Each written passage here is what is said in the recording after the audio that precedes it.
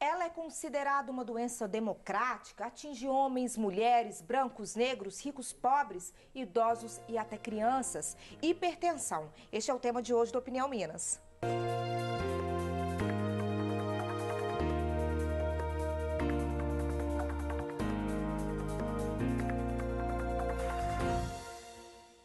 Olá, bom dia. Uma em cada 4 pessoas são hipertensas. E olha, muita gente desconhece que tem essa doença, porque na maioria dos casos ela não provoca sintomas e as pessoas raramente têm o hábito de aferir a pressão arterial ao menos uma vez por ano, como indicado pelos especialistas, pelos médicos. As graves consequências da doença podem ser evitadas, desde que as pessoas conheçam as condições delas e se mantenham em tratamento adequado. A alimentação, inclusive, precisa fazer parte deste conjunto. E quem veio falar sobre o tema com a gente hoje, no Dia Nacional de Prevenção e Combate à Hipertensão, é a cardiologista Daniele Ferraz e o nutrólogo Guilherme Matos. Bom dia para vocês, tudo bem, gente? Bom dia. Tudo bem? Bom dia. Vamos explicar primeiro o que é hipertensão, o que é essa tal dessa pressão alta, quem que pode ter, o que é, Daniele? A hipertensão, ela é, Érica, uma condição multifatorial caracterizada pela elevação dos níveis de pressão arterial. Esses multifatores nós vamos tratar durante o seu programa.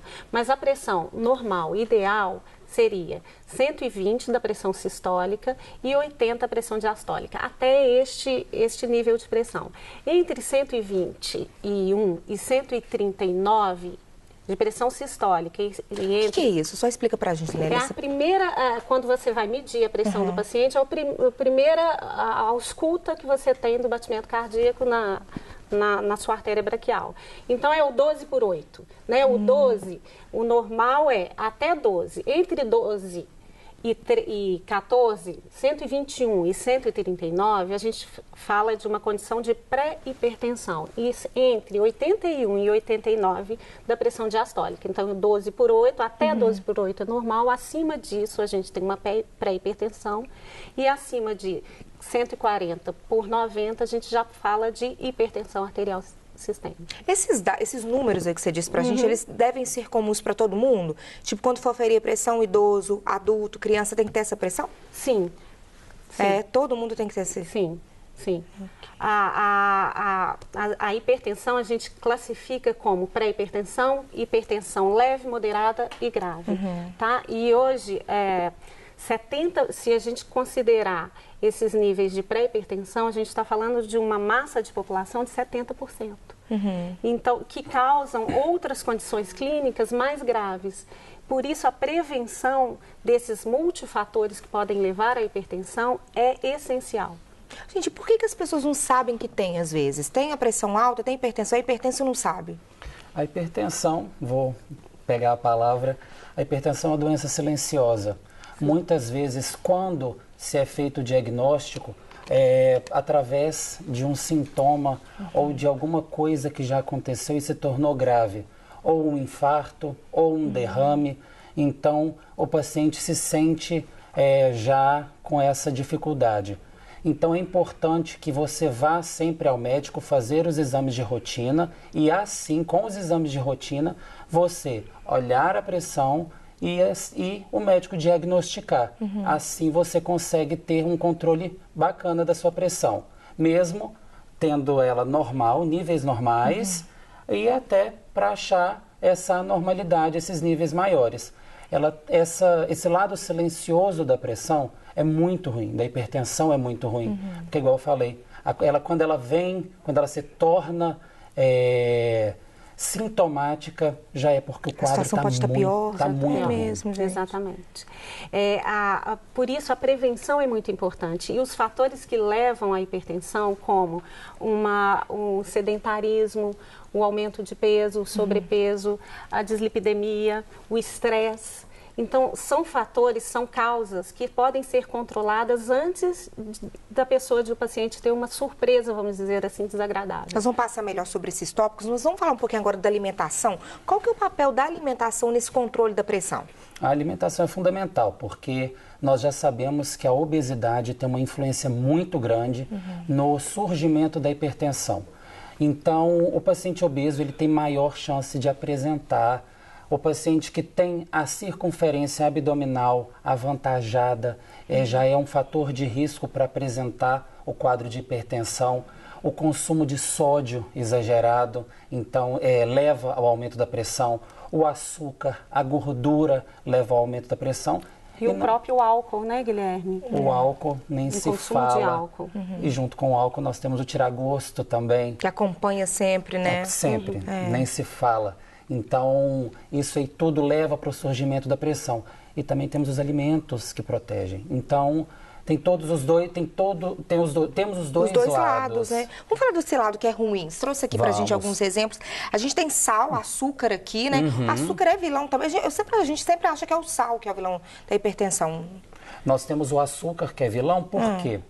Igual eu falei, a obesidade, o açúcar aumenta o peso. Então, ele vai aumentar o colesterol no seu sangue, pode causar um aumento de colesterol no seu fígado. Só para deixar claro, por que o açúcar leva a um aumento de colesterol? O nosso corpo, ele não armazena a gordura do animal, que vem de fora. Ele armazena o quê? O açúcar que é transformado no nosso corpo em gordura para ser armazenado. Então, a fonte, na verdade, de gordura no corpo é o açúcar. Ah, sim. Entende? Por isso, o açúcar é um vilão. E a gente contribui pela transformação que ele passa, é isso, né? Exatamente. Na estocagem, vamos dizer assim, do açúcar no corpo é através da gordura, não é isso, Guilherme? Basicamente, aquilo ali, tudo no nosso corpo vai virar açúcar. Por exemplo, trouxe muito pra gente alimento industrializado, né? Biscoito recheado, os embutidos, salsicha, presunto, isso tudo é muito ruim, então. Sim, os embutidos, eles têm uma alta concentração de sódio. O sódio, ele leva a uma retenção de líquido do paciente. Essa retenção de líquido dentro do seu vaso vai levar a um aumento da pressão. O queijo, eu trouxe um queijinho bem amarelinho. Quanto mais amarelo o queijo, mais gordura esse queijo tem, maior a chance de haver um aumento do seu peso. É uma gordura ruim, no caso? Ruim, a do queijo? Uma gordura ruim. É, ruim. Trouxe um refrigerante para exemplificar por que esse refrigerante tem uma alta concentração de açúcar. Trouxe um macarrão de farinha branca, a farinha branca junto com o pão para exemplificar, porque a farinha branca também é extremamente maléfica para o aumento do peso. O óleo de cozinha convencional, o óleo de girassol. É vegetal que a gente fala? Óleo vegetal. Óleo vegetal. Digamos, né? assim. A gente tem umas variações, óleo de girassol, Nossa, de um monte de coisa, de milho, não sei o quê. Um corredor inteiro no supermercado. Todos ruins. Todos ruins. Então, deve-se tomar bastante cuidado quanto a isso. São escolhas que nós fazemos que, às vezes, nos levam a aumentar um pouquinho o precinho do supermercado. Mas quando a gente leva em consideração o benefício que isso vai trazer futuramente, não tem preço que pague. Então... Você está falando de preço aí, Guilherme, com a gente? Inclusive, você está falando de preço, prevenção. A prevenção é, inclusive, muito mais barata, né, gente? A gente gasta, que a hipertensão arterial é responsável por 10% de todo o custo global de saúde. O gasto de 370 bilhões de dólares por ano. Isso é muita coisa. Se a gente prevenisse, não gastaria tudo isso? Com certeza, né? Com certeza. E a prevenção é muito simples. Vai desde a escolha no supermercado à atividade física. Hoje, a gente preconiza pelo menos 150 minutos por semana de atividade física. E atividade física é diferente de exercício físico. Atividade física é o tempo que você está, que não está sentado, que não está deitado. Então, eu falo para os pacientes, como você vai à sua padaria, ao seu supermercado, pagar uma conta no banco? Eu pego o carro, eu vou de ônibus, às vezes para andar 4 quarteirões, 5 quarteirões. Mas faz diferença isso? De deixar o carro andar um pouquinho, subir a escada do trabalho, isso faz diferença? Faz diferença porque entra nesses 150 minutos semanais de atividade física. Perceba bem, eu não estou falando de exercício físico, aquele que você vai para academia, que você paga para não é para tornear o corpo, é pela saúde, é isso. E atividade física, lembra quando a gente fala assim de, olha, estamos na televisão, a televisão hoje a gente aperta o botão, não sai do sofá, né? Então, toda atividade física que você faça, mesmo dentro de casa, para ligar a sua televisão, isso conta. Conta como? pelo tempo que você não está sedentário, que você não está parado. Então, a atividade física é isso. Esses 150 minutos, a gente pode administrá-los, vamos dizer assim, no seu dia a dia. Vá a pagar uma conta ao banco, vá a pé. Coisa simples, né, Simples. gente? E Belo Horizonte é uma cidade tão bonita. Nós passamos aí pela época das quaresmeiras, a cidade estava linda, vai andar. BH é muito bonito, o interior do estado é muito bonito. Exato. Pode ir na qualquer cidade que você tiver, você pode caminhar mais, né? Exatamente. E estamos dando para o paciente a chance de fazer uma atividade física, mas você tem que ir na academia, tem que tirar um tempo para você.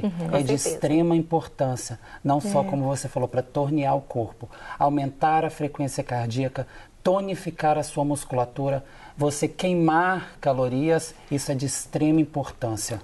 Além do que, a atividade física libera hormônios no corpo, as endorfinas, que dão a sensação de bem-estar e prazer. E assim, a gente também controla o outro fator de risco, que é o estresse. Né? Verdade. Então, é multifatorial, é uma doença multifatorial, mas também é multifatorial o controle dela. Gente, mas no caso da hipertensão, por exemplo, todo mundo pode praticar exercício físico, ir para academia até para tornear o corpo, fazer atividade mais leve para a saúde mesmo, mas o hipertenso também pode? Pode, desde Tudo que bem bem? controlado. Um paciente com diagnóstico de hipertensão deveria ir ao cardiologista, ao colega clínico, pelo menos 2 vezes ao ano.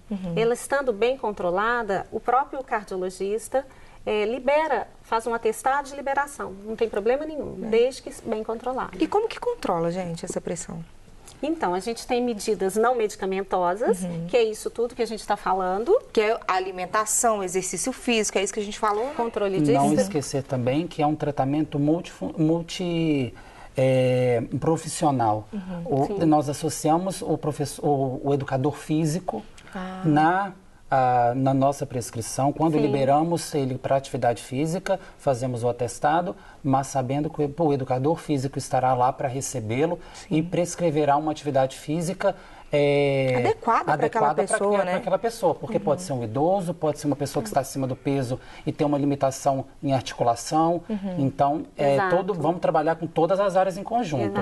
É uma doença que deve ser trabalhada multidisciplinarmente, vamos dizer assim. Obrigado. Né? Porque a gente tem o educador físico, mas você tem aquele paciente hipertenso que está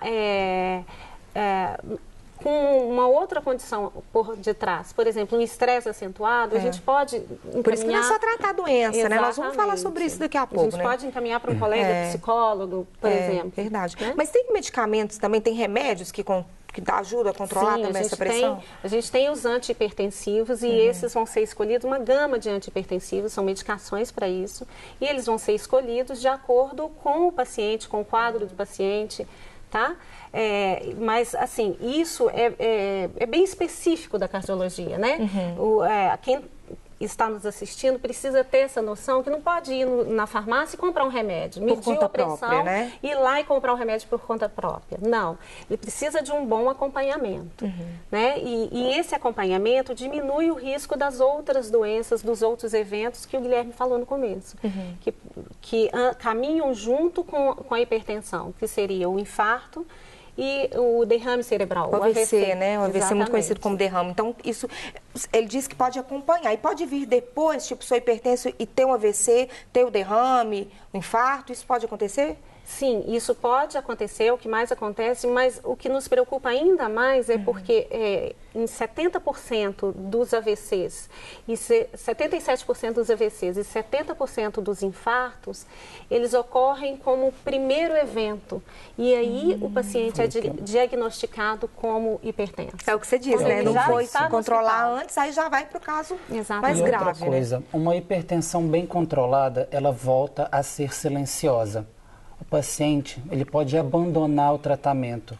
Já estou melhor, parei de sentir aquela dor na nuca, parei de sentir o sintoma, aí ele começa a pular um dia do medicamento, então ele volta a ser sintomático novamente quando acontece algum quadro desse, o AVC.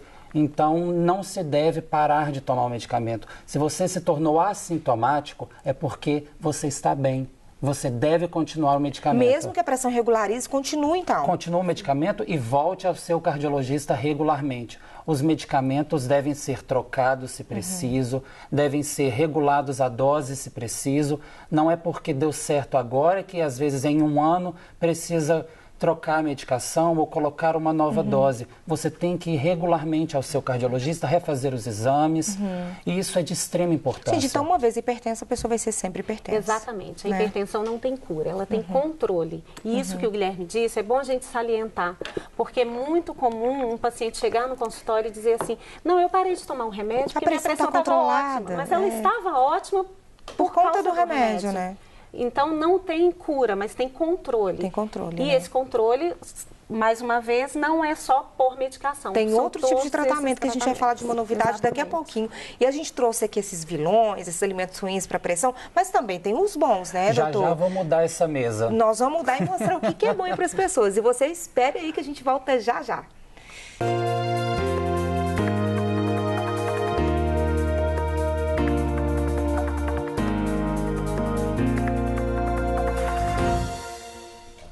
Ela é considerada uma doença democrática, atinge homens, mulheres, brancos, negros, ricos, pobres, idosos e até crianças.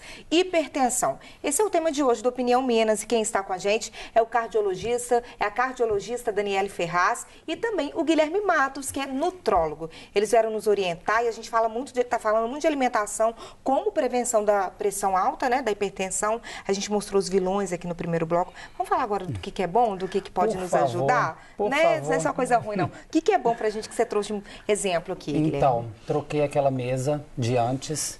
Péssima, né? Péssima, por sinal. Pode até desfazer, jogar fora tudo. Coloquei bastante coisa integral.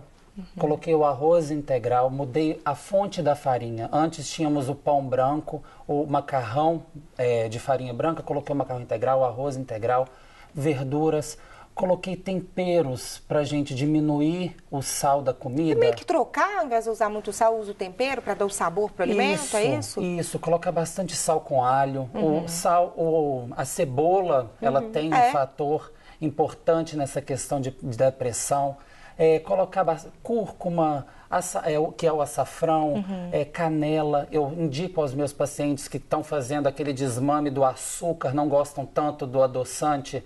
Coloca canela no cafezinho, que tem que tomar cuidado também por causa da pressão, que ele sobe bastante a pressão. A cafeína sobe a pressão.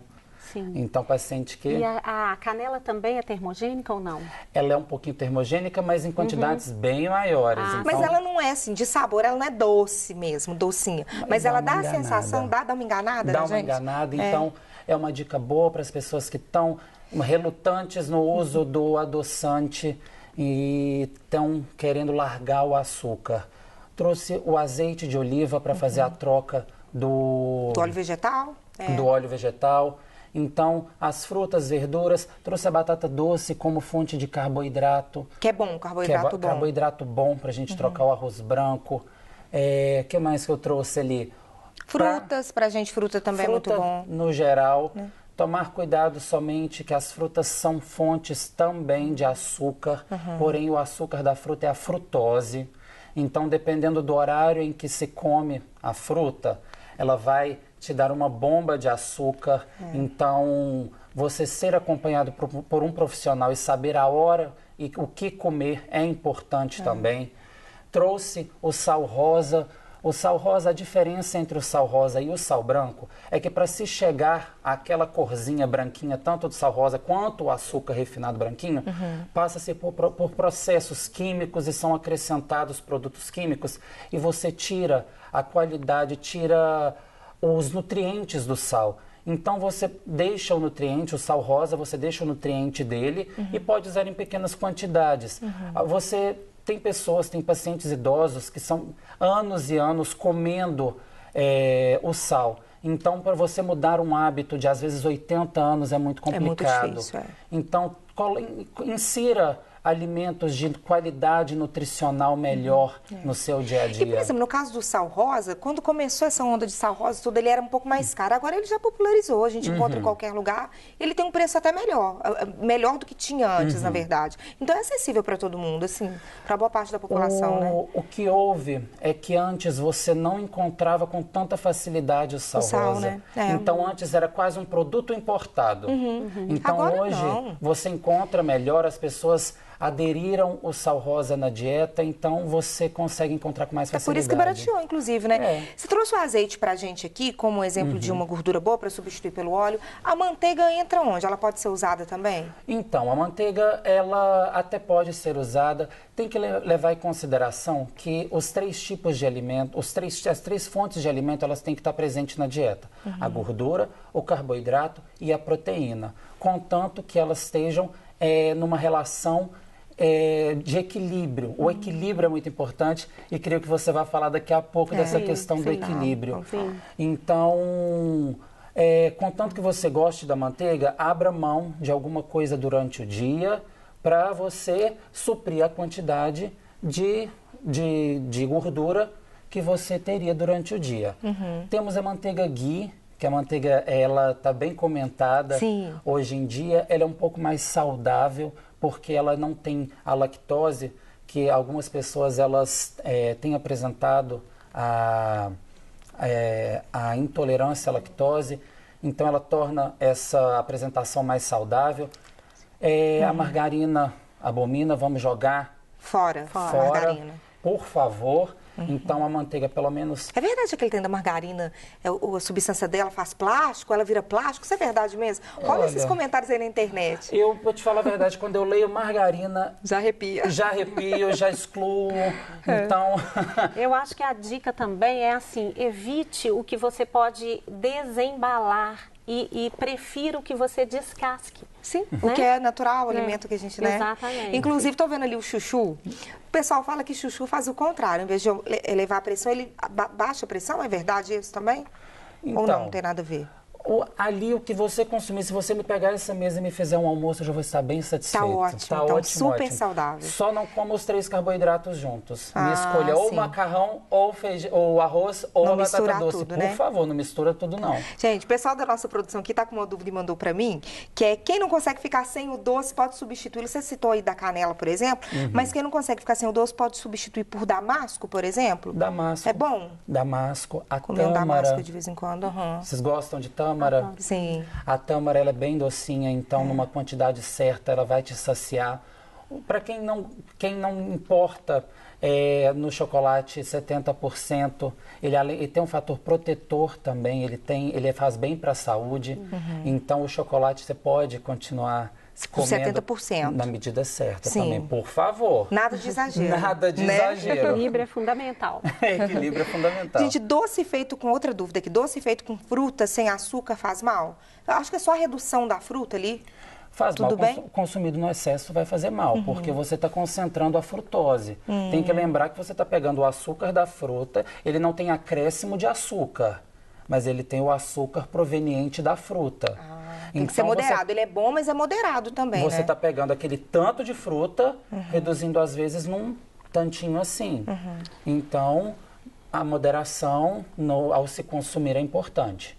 Érica, eu posso fazer uma pergunta? Que Claro, eu estou aqui na dúvida. E o suco? A pessoa que tem o hábito de fazer o suquinho de laranja, o suco na hora do almoço? Como... E o suco de laranja, para mim, de todos, é o maior vilão. Por quê? Porque, como exemplo, eu sempre uso o suco de laranja contra o suco de limão. Uma jarra de suco de laranja, 10 laranjas. Uma jarra de suco de limão, 1 limão. Então, você acaba de ingerir 10 laranjas contra 1 limão. Quando você ingere a laranja e não ingere junto o bagaço, você vai absorver toda aquela frutose. O bagaço ele tem aquele fator protetor, então toda aquela fibra vai ajudar a você não ingerir aquilo ali, a não fazer tão mal. Então, você tomar aquele suco de laranja vai fazer bem mal para você, todo aquele açúcar vai ser bem ruim para você. Então, o suco de laranja, para mim, é um veneno. Bem de vez em quando. Ou quase nunca? Pega a laranja. Chupa a laranja. Chupa a laranja, é Chupa a melhor, laranja, né? é muito melhor. É melhor. Mais alguma dúvida? Pode perguntar. Né? Olha, estou aqui para isso.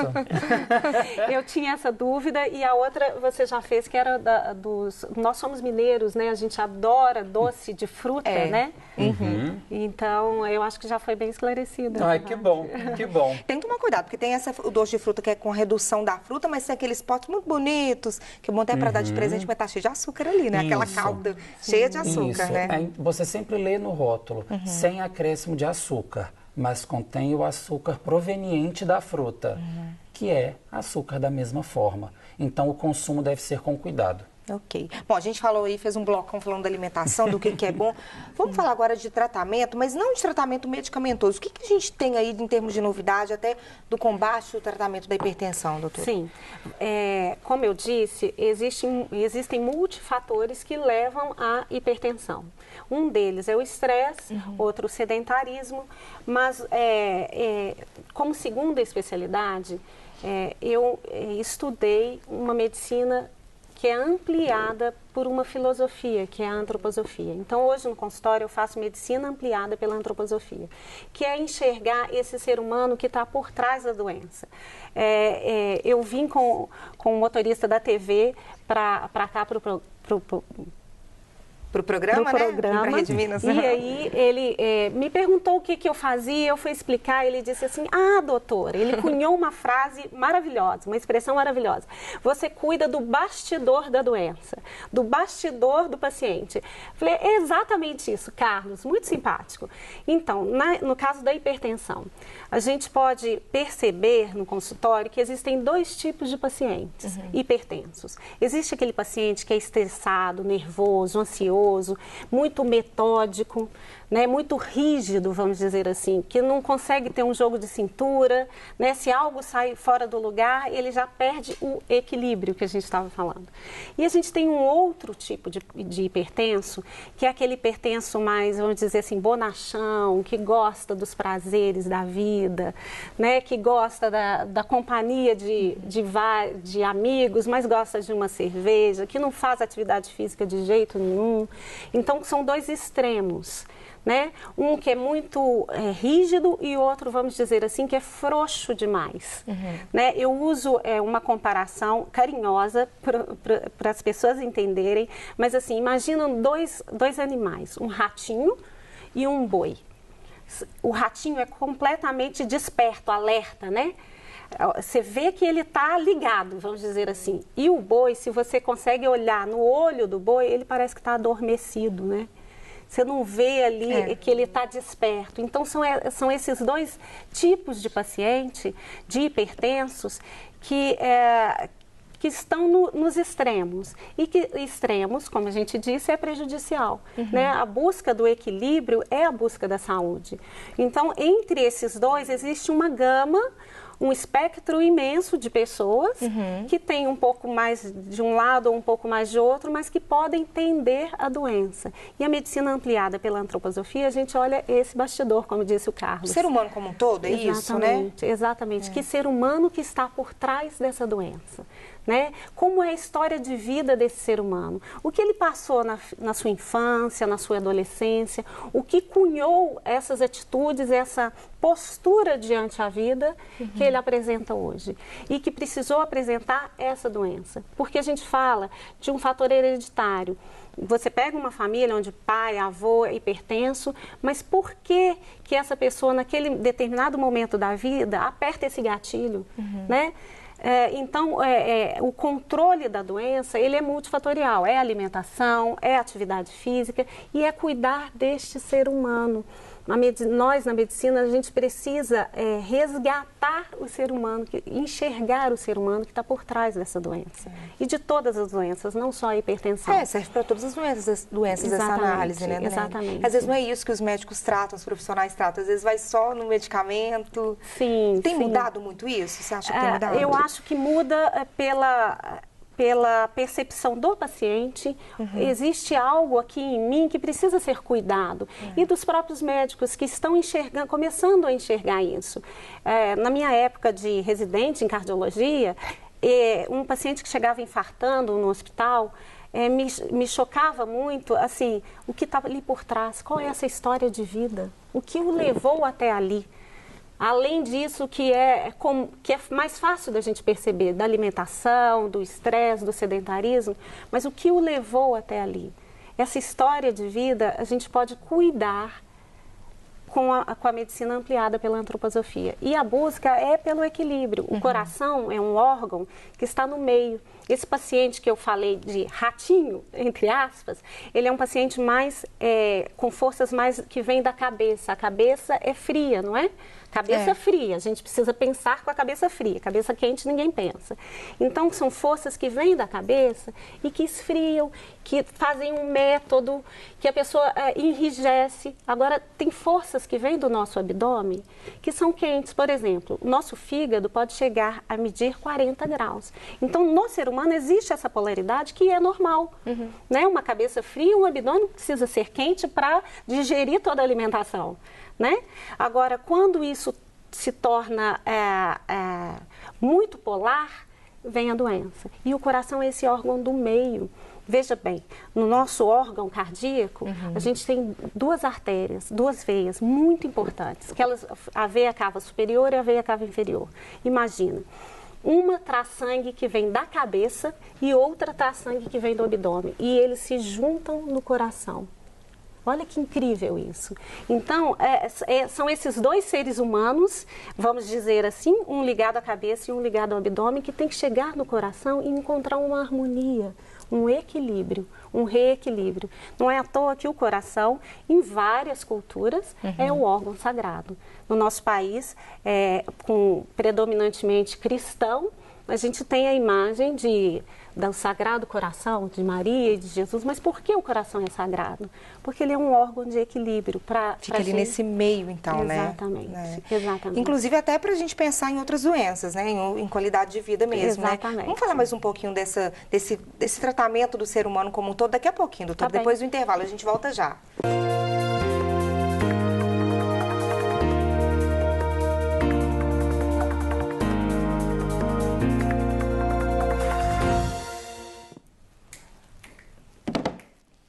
Estamos de volta e hoje falando sobre hipertensão. A gente recebeu muitas orientações de até medicamento, né, o que se toma, de tratamento, na verdade, de alimentação. E é isso, essa medicina mais integrada ao ser humano, olhando melhor o ser humano, o que está por trás, que a gente precisa também pensar, né, doutora? Exatamente. Por trás de toda doença existe um ser humano. E esse ser humano precisa ser visto, né, e cuidado. Okay. É o que todos nós queremos. Claro. Bom, a gente tem um comentário aqui, uma pergunta para você, doutor. Bom dia, gostaria de saber quais alimentos contêm ômega 3 e se o ômega 3 em excesso faz mal à saúde. Quem está te perguntando é o Daniel de Oliveira Campos de Belo Horizonte. Obrigada, Daniel. Então, Daniel, alimentos que são ricos em ômega 3, salmão, os pescados e ômega 3 em excesso. Vamos lá, se for em cápsula, 3 cápsulazinhas durante o dia já está essencial para você. E uma posta, se você for uma pessoa de mais ou menos 80 quilos, 1,80 m, comer uma posta aí de uns 150, 180 gramas no almoço ou no jantar já está excelente. Em excesso nada não vai faz fazer bem, né? Não, em excesso nada vai fazer bem. Acho que já está o ideal para você, mas o ômega 3 é uma excelente fonte de gordura. Ok. Bom, gente, tem algum medicamento, algum remédio, alguma suplementação, inclusive suplementação de quem malha muito, os termogênicos, por exemplo, quem tem a pressão alta pode associar?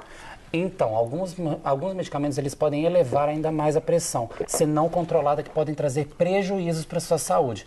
O termogênico, quando você o toma e faz atividade física, a pressão vai lá para cima. Se você já tem a pressão alta, ela pode aumentar ainda mais e causar um malefício aí para você. E temos o Viagra também. O Viagra, estava pesquisando sobre isso, ele também é associado com a hipertensão, ele pode causar sérios problemas, né? Então, o Viagra, Érica, é uma medicação. E uma medicação precisa de um médico para ser receitado, né? O grande problema do Viagra é o uso inadequado, a autoprescrição. Então, um paciente hipertenso, ele precisa procurar o seu médico e fazer essa pergunta a ele. Eu tenho uma pressão bem controlada? Provavelmente ele não terá problemas. mas a automedicação é o grande risco. É um medicamento que é receitado, mas que as pessoas encontram facilmente no mercado paralelo. É outro problema, né, Exatamente, gente? Exatamente. Toda medicação deveria ter um médico para receitar, né? Nós precisamos mudar essa cultura brasileira de automedicação. Que você ia complementar? Pode falar, doutor. Não, é isso mesmo. As pessoas elas têm que prezar mais pela saúde e gostar mais delas. Porque quando você se automedica, você está se colocando em risco. Então, tirar uma horinha do dia para visitar o seu médico é você zelar pela sua saúde. Então, zele por você. Gente, inclusive desde a infância, porque criança também pode ter pressão alta, né? Pode ter pressão alta, pode ser obeso, e não são elas que pegam o dinheiro na carteira dela e vai no supermercado, não. Elas comem o que tem em casa. Então, o que você coloca lá para ela, no prato dela, é muito importante. E o que você come também, como exemplo para ela, é importante. Então, mude em casa para servir de exemplo para os seus filhos, para os seus amigos, para todo mundo. Desde a infância tem que pensar nisso. Desde a infância. Criança aprende com exemplo, né? A gente sempre escutou isso dos nossos avós e é verdade. É verdade. Se você caminha, se você faz atividade física, seu filho vai aprender a fazer isso naturalmente, vai fazer parte da vida dele. Uma alimentação saudável vai fazer parte da vida dele. É isso, gente, é mudar o nosso hábito de vida mesmo, né? Pensar nisso. Exatamente. Queria agradecer vocês pela participação aqui hoje com a gente. Obrigada pelo que vocês ensinaram. Tenho certeza que todo mundo se identificou, vai mudar alguma coisa na alimentação, no ritmo de vida também. Obrigada. Eu que agradeço. Muito obrigado. Quero receber vocês depois aqui mais vezes, Será um prazer. Viu? Obrigada, Um grande gente. prazer. Obrigada, Érica. Bom, e por causa do Dia Nacional de Prevenção e Combate à Hipertensão, que é hoje, a Sociedade Brasileira de Cardiologia Regional Minas Gerais promove no sábado agora, dia 26, um evento aberto à população, onde é realizado a aferição da pressão arterial, orientações com médicos e também distribuição de material informativo. Este ano, a ação vai ser no Mercado Central de 8 ao meio-dia e você está convidado. Procure saber na sua cidade do interior o que a gente tem, o que vocês têm aí também para poder se orientar melhor. E amanhã eu te espero às 8h30. Até lá!